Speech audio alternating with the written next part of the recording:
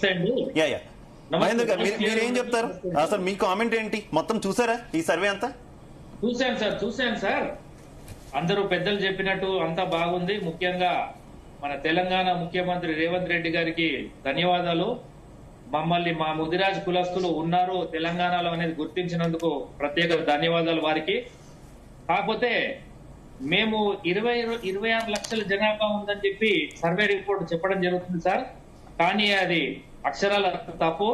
దాదాపు 50 లక్షల పైచిలకు మేము ముదిరాజులో ఉన్నాం సార్.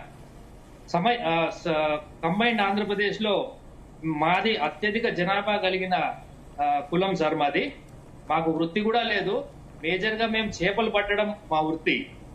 అలాగే అడవిలోకి వెళ్ళి అడవి సంపద సేకరించడము అలా ఏ వృత్తి లేదు సార్ మా ముదిరాజులకు.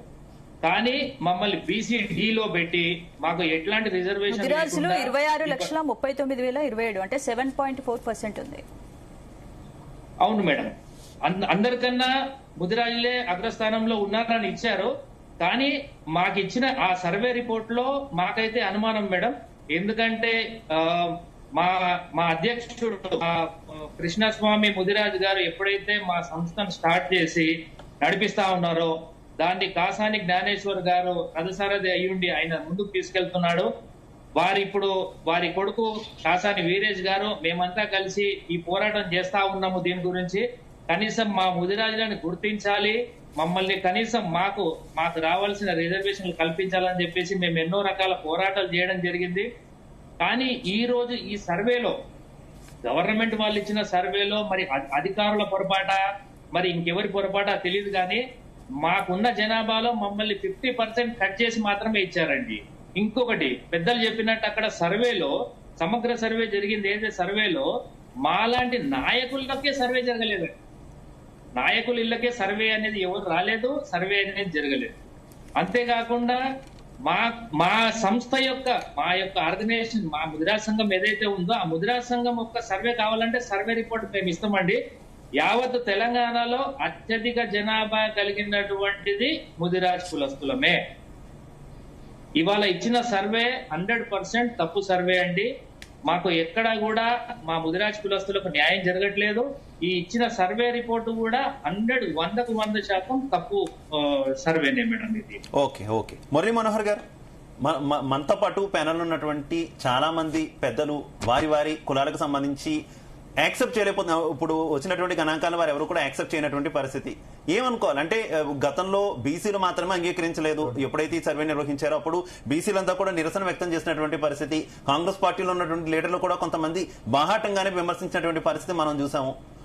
ఇప్పుడు అన్ని కులాల నుంచి ఇదే రకమైనటువంటి వాయిస్ వినిపిస్తుంది కదా, ఏమనుకోవాలి?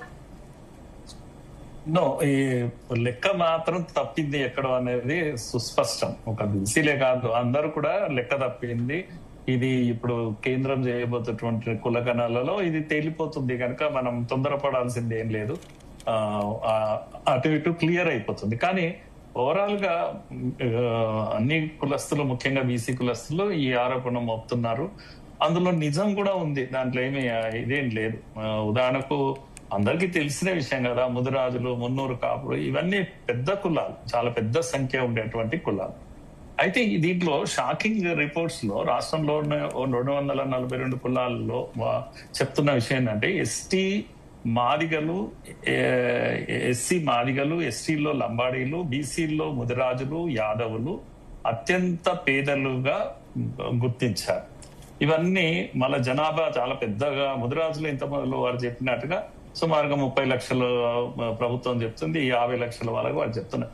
ఎక్కువ జనాభా అంటే బీసీలో ఎక్కువ జనాభా కనుక బీసీలో పేదరికం ఉంది. 58% బీసీలు ఉన్నారు.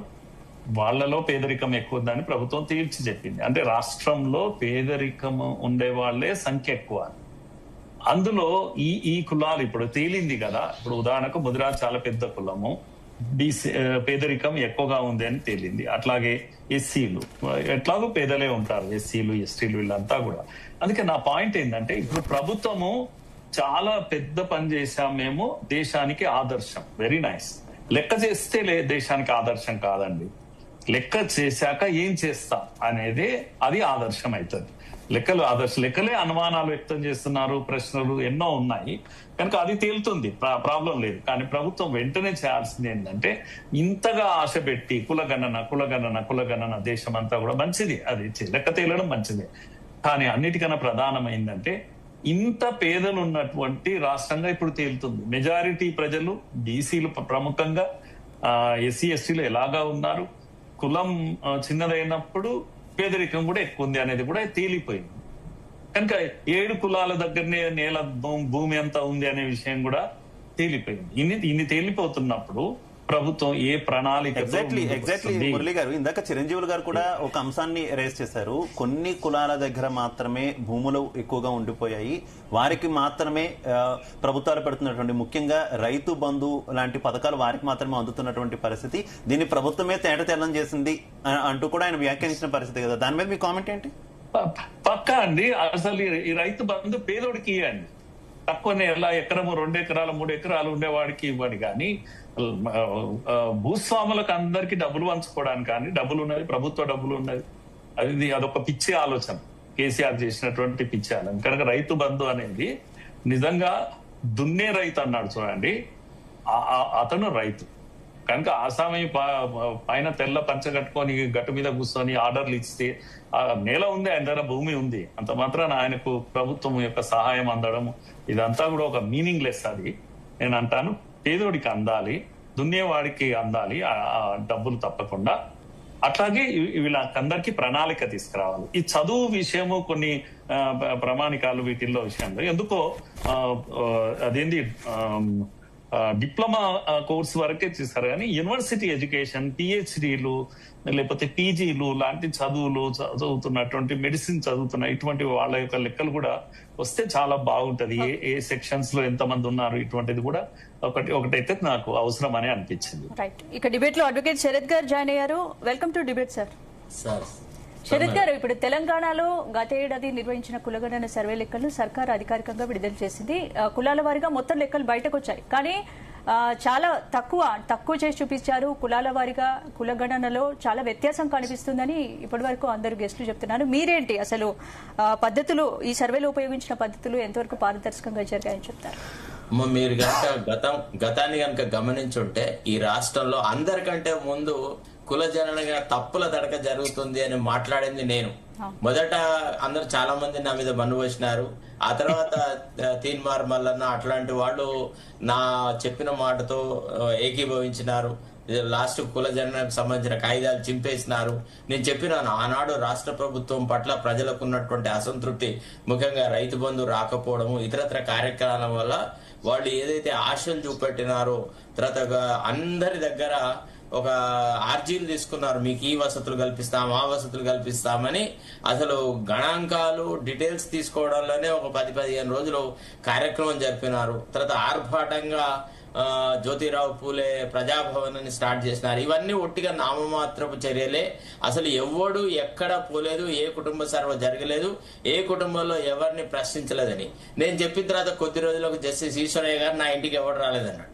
అంటే చెప్తున్నాను, తర్వాత చిరంజీవులు గారు ఉన్నారు, అట్లా రకరకాల వాళ్ళు ఈ రకంగా చేసినారు. ఒకటేందంటే, ఫస్ట్ ఆఫ్ ఆల్ మన ముఖ్యమంత్రి రేవంత్ రెడ్డి ఒక గొప్ప నటుడమ్మ. ఆయనకి నిజాయితీ అంటే ఆయన ఎవరో రాసిచ్చిన స్క్రిప్ట్ చదవడమే తప్ప వ్యక్తిగతంగా కమిట్మెంట్ ఉన్న వ్యక్తి కాదు ఏ విషయంలో కూడా. ఇప్పుడు చూడండి, ఇవాళ మీరు లోక్సభలో ఎంత అపహాస్యం చేసినాడు ఆ కర్ణాటక చెప్పి. నేను నిన్న ఏది సూర్యతేజ, నేను చెప్పినాను కదా మన చర్చలో, నిన్న ఇదే సమయానికి నేను చెప్పినాను, ముఖ్యమంత్రి ఏదైతే డెవలప్మెంట్ కి తర్వాత ఎకనామిక్ క్రైటీరియన్ కి దీని డీలిమిటేషన్ చేస్తున్నారు